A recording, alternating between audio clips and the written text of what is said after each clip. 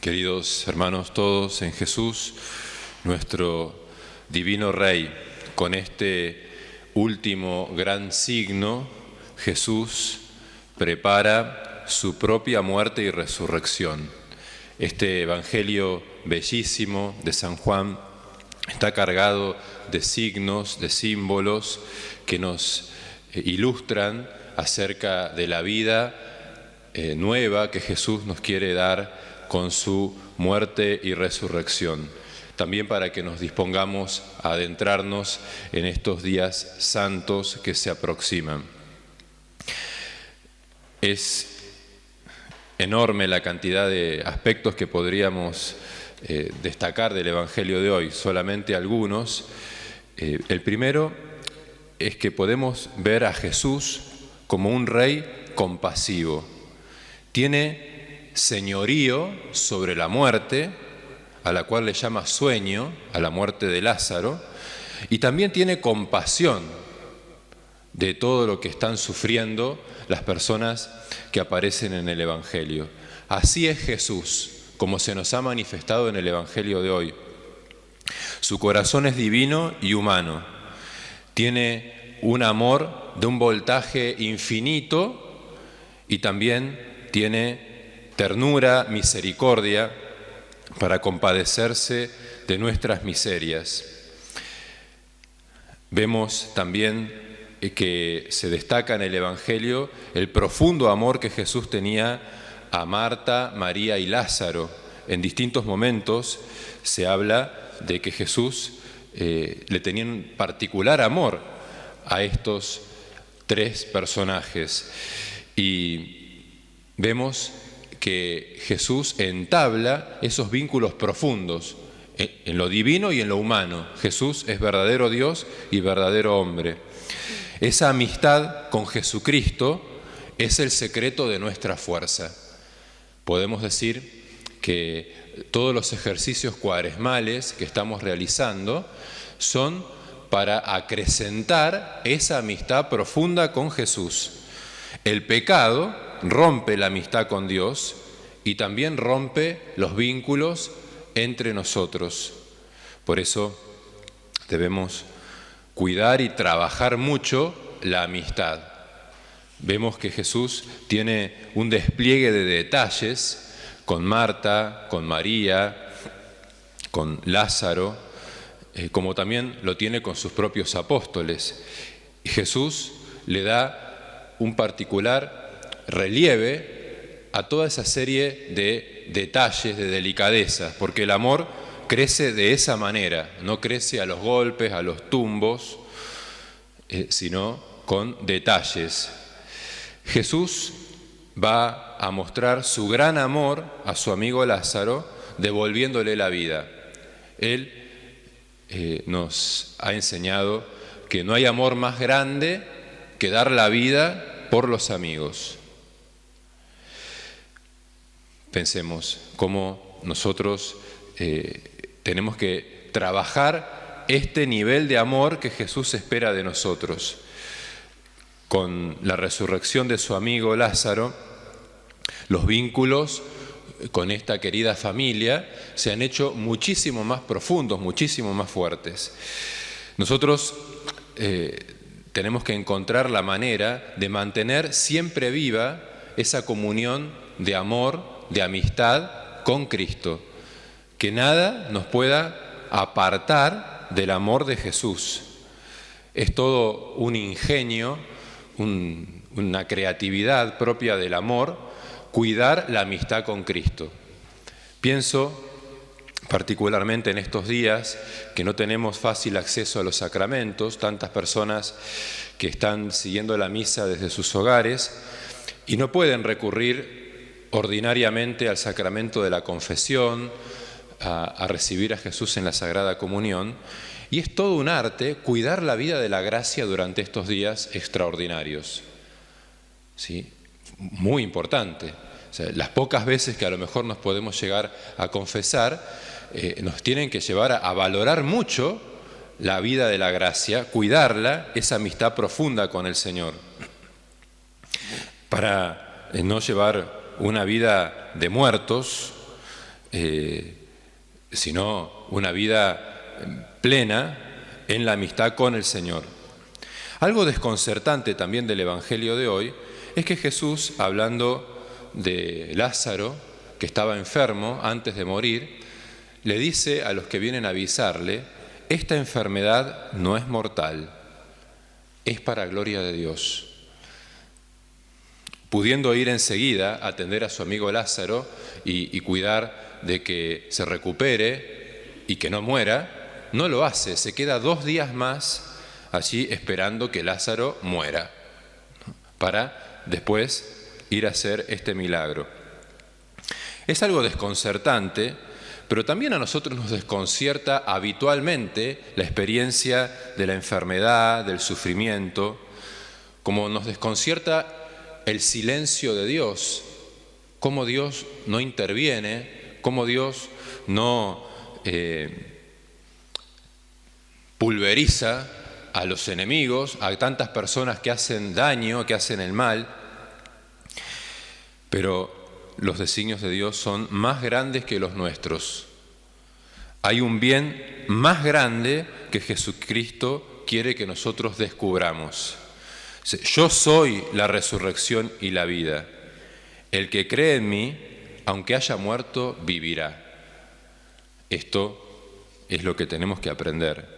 Esta verdad profunda que Jesús le dice aquí a María, ¿no?, que estaba allí reclamando a Jesús por qué no había estado cuando lo esperaban. Jesús le dice: yo soy la resurrección y la vida. ¿Crees esto? ¿Tienes fe en la resurrección? ¿Esperas una vida más plena? Es una pregunta que nos inquieta también a nosotros, ¿no? Jesús nos cuestiona a cada uno de nosotros. Esa pregunta nos la está haciendo a cada uno de nosotros en este día. Creo que Jesús es la resurrección y la vida. Creo que Jesús es el Rey de la vida, la fuente misma de la vida, sin la cual yo no puedo vivir. O yo pretendo tener vida al margen de Jesús. O sea, ¿qué clase de vida quiero llevar yo? ¿Quiero vivir yo? Es algo que nos tenemos que cuestionar. ¿O qué vida estoy llevando, ¿no? Nos podríamos preguntar, ¿cómo estoy viviendo? ¿O qué espero yo de la muerte? ¿Qué significa para mí la muerte? ¿Cómo tengo que vivir y cómo tengo que morir? Son preguntas fundamentales de las que no nos solemos ocupar ordinariamente. ¿Cómo vivir? ¿Cómo morir? Son preguntas existenciales, podríamos decir, pero que nos llevan a darle el valor que cada cosa realmente tiene ante la mirada de Dios. Mi vida es valiosa a los ojos de Dios.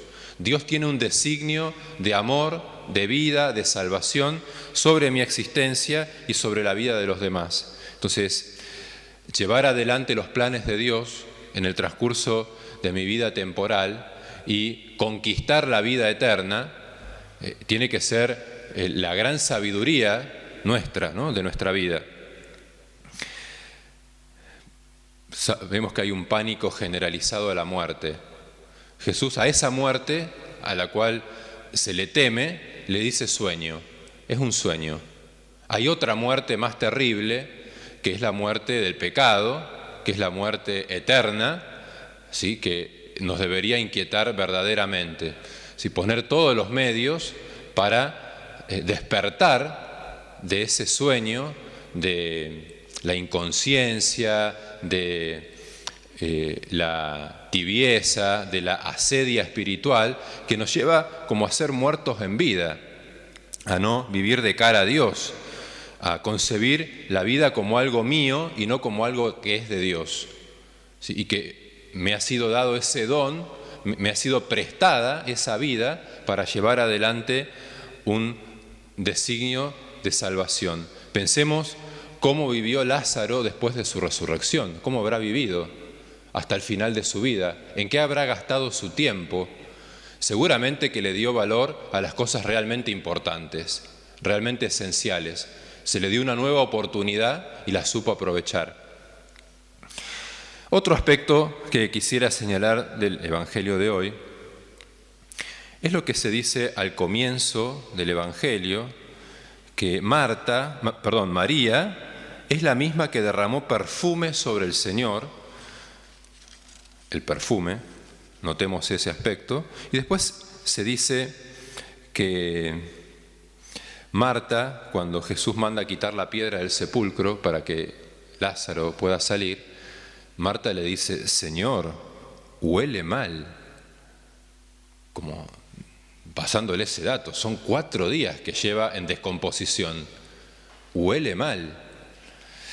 Aquí podemos notar la importancia de lo que en la tradición de la Iglesia, siguiendo a San Pablo, en la segunda carta a los Corintios, se llama el buen olor de Cristo. Nosotros somos buen olor de Cristo, dice San Pablo, ¿no? Ustedes pueden advertir en este bellísimo evangelio que hemos escuchado, después de haberlo leído, sobre todo en el marco de la liturgia, a uno le queda un buen olor, una buena fragancia por todo el despliegue de detalles que tiene el evangelio de hoy. ¿Sí? Vemos que Jesús, por donde pasa, deja buen olor, una estela, ¿sí?, de luz, de belleza, de fragancia, sumamente agradable, que nos invita a quedarnos ahí, como le dijo San Pedro aquella vez en la Transfiguración. Qué bueno es esto, quedémonos acá. ¿Sí? Estaba como cautivado por ese buen ambiente que se había creado en torno a Jesucristo. Aquí también el Evangelio nos muestra ese buen ambiente, ese buen olor de Jesús, cómo trata a Marta, cómo trata a María, cómo trata a Lázaro, cómo educa a los apóstoles, cómo mueve a la fe a todos los que estaban allí presentes. Y todos, termina el Evangelio diciendo, volvieron a sus casas creyendo en Él. Ese fue el resultado del Evangelio, ¿no? Ese buen olor de Cristo. Por el contrario, el mal olor del sepulcro, del cual habla allí Marta, nos habla del mal olor del pecado.